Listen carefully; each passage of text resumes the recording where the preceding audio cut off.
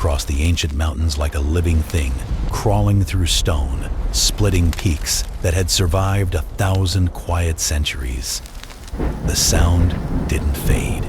It watched. It waited. And when the lightning struck again, the mountains answered with screams of rock and echo. That was when the dead began to listen. The storm arrived without warning, which was how storms arrived now. No gentle clouds, no patient rain, just thunder kicking down the sky's door. Faelar Quickbranch stood at the edge of the mountain pass, cloak snapping like it wanted to escape him. He was an elf, tall and sharp-eyed, with silver runes stitched into his sleeves and a permanent look of mild annoyance.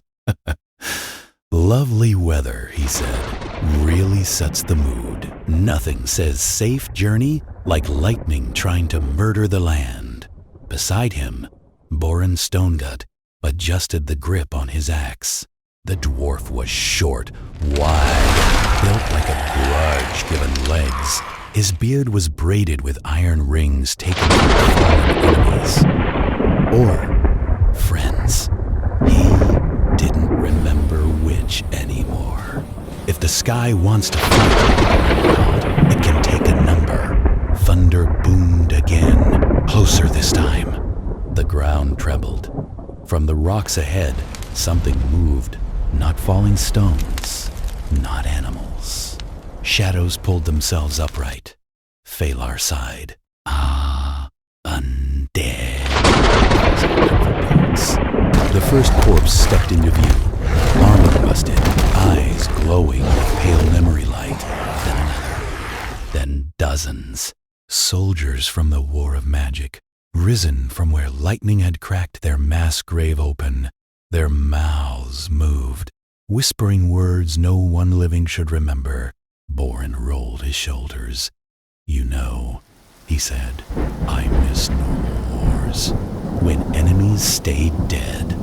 The thunder laughed, and from far below the mountains, something else stirred. They fled into the caves because the caves called to them.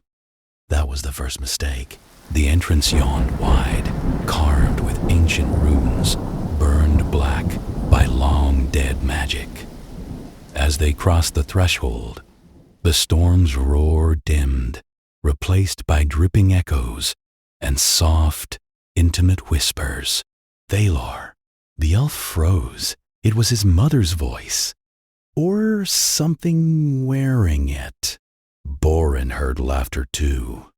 His brother's laugh, the one that stopped suddenly during the siege of Ironhall. "Don't listen," Borin snapped, though his hands shook. Stone remembers. Voices lie. The cave walls pulsed faintly, like something breathing very slowly. Runes shifted when not directly watched. That was when the necromancer stepped out of the shadows. He wore no crown, no dramatic skull mask, just dark robes stitched with names, thousands of names. "Welcome," he said calmly. "I am Morgrath the Listener, and you are trespassing in my memories." Behind him, skeletons assembled themselves from loose bones, clicking softly, politely, like an audience waiting for a play. Faelar raised an eyebrow. "You run a very unsettling hospitality business." Morgrath smiled. "I preserve what the world tries to forget.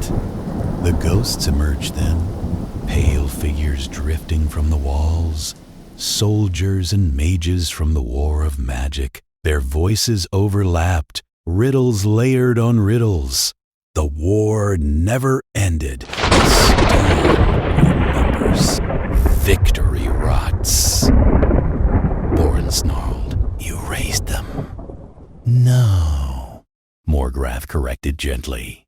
They asked. Thunder rolled through the stone, impossibly close. Something ancient howled in the distance. They escaped the caves because the jungle allowed it. The trees moved slowly, carefully. Vines slid across paths like fingers closing. Rain fell upward for a moment, pulled back into black clouds by furious magic.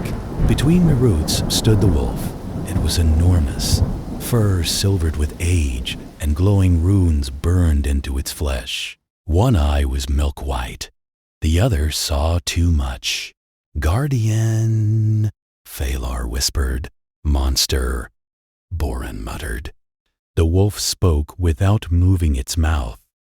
"The storm comes to judge." Behind them, Morgrath's undead poured from the cave, while ahead, shadows detached from trees and crawled forward on too many legs. Faelar laughed, a sharp, nervous sound. "Good news, Borin. We're surrounded by things that want to kill us." "Bad news?" Borin asked. "The wolf might be deciding whether we can—" Thunder struck the jungle canopy, igniting blue fire that didn't burn, but screamed. The wolf leapt, tearing through undead like mist, protecting them, or testing them. Morgrath watched from the cave mouth, eyes thoughtful. "This world is tired," he said softly. "I would give it rest." The trees leaned closer. So did the war. They reached the coast by following screams carried on the wind. The sea was broken. Ships floated, half submerged, crewed by ghosts, still loading cannons, still waiting for orders never given. Lightning danced across the waves, and each strike raised more dead sailors clawing up through rotted decks. Ghosts drifted near Faelar, whispering riddles. Who won the war? Who paid the price? Who still fights? Borin spat into the water. Seas haunted. Faelar nodded. Yes, that tends to happen when you drown an entire navy with magic. Morgrath stood at the cliff edge, arms raised. The sea answered him, not obediently, eagerly. "I was right," he said. "The world doesn't want heroes. It wants an ending."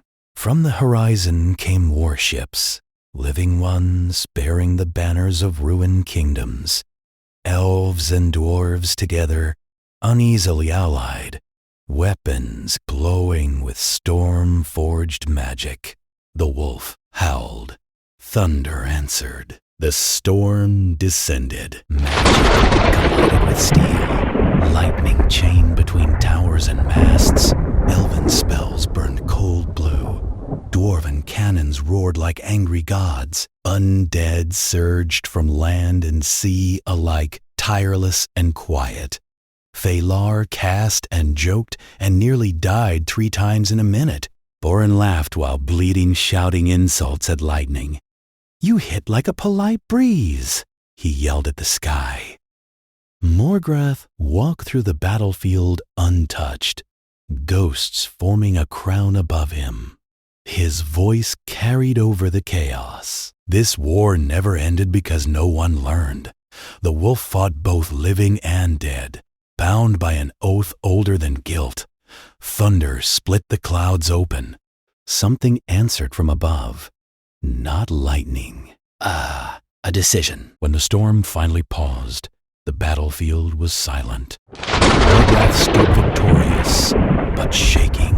The ghosts circled him, whispering new riddles.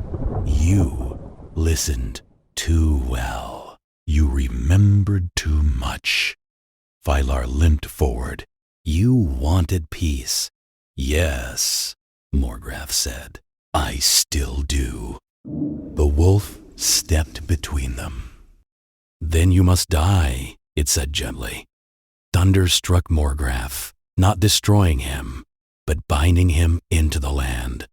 His body dissolved into runes etched across stone and soil. The undead fell silent. The storm retreated. For now, exhaled. So, drinks? Faelar smiled weakly. After the world stops ending. Far away, new thunder gathered, and beneath the earth, something ancient woke. Smiling, the war of magic had not returned. It had simply taken a breath.